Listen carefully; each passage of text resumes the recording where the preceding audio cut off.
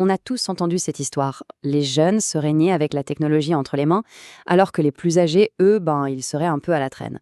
Et si tout ça, c'était complètement faux? Aujourd'hui, on va plonger dans les vraies coulisses de la révolution numérique pour découvrir qui sont les véritables architectes de notre monde. Et vous allez voir, la réalité est bien plus surprenante qu'on ne l'imagine. Alors, voilà de quoi on parle. D'un côté, on a le récit habituel, les jeunes, ces fameux natifs du numérique, qui comprendraient tout comme par magie. Et de l'autre, la réalité, les faits, ceux qui ont vraiment pensé, conçu et bâti ce monde numérique, sont nés bien avant l'invention du moindre smartphone. C'est ce décalage incroyable qu'on va explorer ensemble. Ok, commençons par ce mythe, celui des digital natives. C'est une histoire qui est simple, facile à retenir, presque confortable. Mais comme on va le voir, elle passe complètement à côté de l'essentiel. C'est le cliché parfait, hein. Les jeunes, agiles, intuitifs, et les plus âgés, un peu maladroits, vite dépassés. C'est une caricature qui arrange tout le monde, mais elle oublie de poser la question la plus importante. Qui a réellement inventé les outils qu'on utilise tous les jours? Pour le dire franchement, ce récit est faux. Ce n'est pas que les jeunes manquent de compétences, pas du tout. Mais cette vision des choses efface complètement les véritables architectes du monde numérique. C'est toute une génération de pionniers qui se retrouvent, en quelque sorte, gommés de l'histoire. Alors, il est temps de faire connaissance avec ces vrais bâtisseurs, celles et ceux qui n'ont pas grandi avec le numérique, mais qui, au contraire, l'ont fait grandir. C'est la question centrale. Qui a vraiment imaginé les langages de programmation, les protocoles réseau, les puces électroniques, bref, toute cette infrastructure invisible qui fait tourner notre quotidien? Il faut oublier l'image d'Épinal du jeune prodige dans son garage. La réalité est bien plus riche.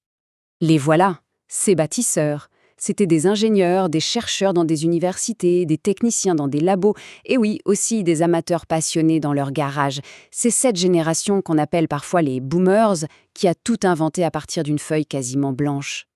Et pour bien comprendre leur manière de penser, il y a une anecdote assez incroyable. En 1955, pour trouver un nom à sa nouvelle machine, IBM ne va pas voir une agence de marketing. Non, ils vont voir un professeur de latin. Un choix qui en dit très très long. Et c'est comme ça qu'est né le mot ordinateur. Pas un calculateur, comme le computer anglais.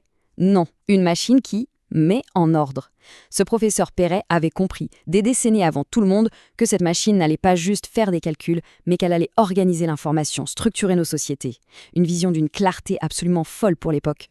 Et cette génération, elle a appris d'une seule manière, en pratiquant.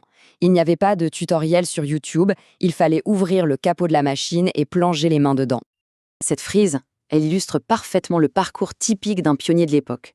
En seulement quelques années, on passait de la petite calculatrice programmable, qui apprenait les bases de la logique, à l'Atari ST, avec ses interfaces graphiques. Chaque nouvelle machine était une nouvelle étape, un nouveau monde à explorer. Un seul kilo-octet de mémoire. Vous vous rendez compte? C'est moins que le poids de l'icône d'une application aujourd'hui. Et pourtant, dans cet espace minuscule, il fallait réussir à faire tenir des programmes entiers. C'était une vraie école de l'optimisation, de la créativité, où chaque octet comptait. Et puis, il y avait ce moment magique. Taper 1-0 print bonjour, appuyer sur la touche run et voir la machine qui nous répond. Pour la première fois, on réalisait qu'on pouvait dialoguer avec cet objet, lui donner des ordres. Pour toute une génération, c'est ce simple mot qui a été le déclic. L'apprentissage, il se faisait en communauté. Bien avant Internet, il y avait des magazines spécialisés où on partageait des lignes de code. On recopiait les programmes des autres, on les testait, on les modifiait. C'était une sorte d'open source avant l'heure, basée sur la curiosité et une entraide incroyable. Mais voilà, petit à petit, cette machine qu'on pouvait comprendre est devenue une sorte de boîte noire, une énigme pour la plupart d'entre nous. Comment on en est arrivé là? Au début, un passionné pouvait comprendre sa machine de A à Z, du matériel au logiciel. Puis, on a commencé à empiler les couches de complexité. L'expertise s'est hyper spécialisée, si bien qu'aujourd'hui, presque personne n'est capable de comprendre entièrement le fonctionnement de l'appareil qu'on a dans la poche. Et ce visuel, il résume tout. Avant, l'utilisateur était un créateur. C'est lui qui devait programmer l'utilité de sa machine. Aujourd'hui, on est devenu des consommateurs. On choisit des applications toutes faites dans un magasin en ligne. On est passé de la construction à la consommation. Le changement est radical. Et tout ça, ça nous amène à une idée vraiment cruciale. La révolution numérique, ce n'est pas un événement qui a eu lieu une fois et qui est terminé. Non, c'est un processus qui continue encore et toujours. C'est le concept de révolution viable minimale. En gros, il n'y a pas eu un grand soir du numérique. Il y a eu une série de vagues successives. Les réseaux, puis le web, puis le mobile, et aujourd'hui l'intelligence artificielle. Chaque nouvelle vague s'appuie sur la précédente dans un cycle d'innovation qui ne s'arrête jamais. Et si on voit les choses comme ça, l'IA qui nous impressionne tant aujourd'hui, eh bien, ce n'est pas une rupture qui sort de nulle part. C'est en fait l'aboutissement logique d'un chemin qui a été commencé il y a plus de 50 ans. La destination finale n'était pas connue, mais la direction, elle, était claire depuis longtemps. Il y a cette phrase du poète Antonio Machado qui résume parfaitement cet esprit. Les pionniers n'avaient pas de carte, pas de plan. Ils ont avancé pas à pas, en expérimentant, par curiosité et par audace.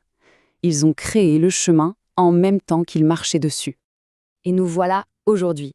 Les bâtisseurs nous ont laissé les outils. Des outils d'une puissance qu'on n'aurait jamais imaginée. La question technique, le comment faire, elle est de plus en plus résolue. Mais il reste la question essentielle, celle des valeurs. Pourquoi faire ? Qu'est-ce qu'on va bien pouvoir construire avec cet héritage colossal ? Cette responsabilité, maintenant, c'est la nôtre.